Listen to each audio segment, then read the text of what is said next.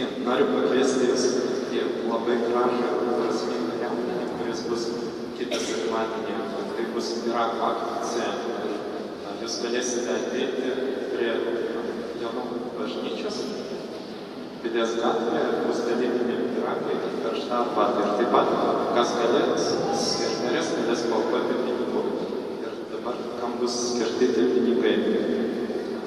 Kitais metais dvi Asuncion seserys ir 11 jaunuolių iš Lietuvos skris į Filipinus. Iš pradžių ten bus krizės susitikimas, o po to mes vykdysim humanitarinės pagalbos misiją.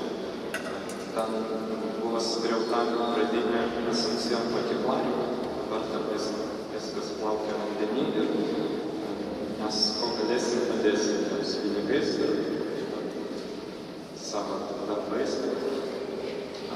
Dėl viso smulkmenų, kada ir kur bus akcija, jūs galėsite anksčiau pasiimti tokį lankstinuką, jie bus dalinami prieš jį. Taip pat, kas nori, gali ne tik ateiti pasivažinti pyragų, bet ir prisidėti prie tų pyragų kepimo. Tai bus labai linksma, kad kas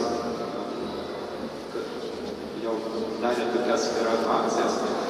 Sakė, kad yra labai smagu, kad tu piratas, tai jūs esate kviečiami. Ir kas nori, gali išgerti piratą namie. Ir dėl laiko ir dėl visos smulkmenų jūs galėsite susitarti su Viktorija, lauks jūsų po mišių prie išėjimo.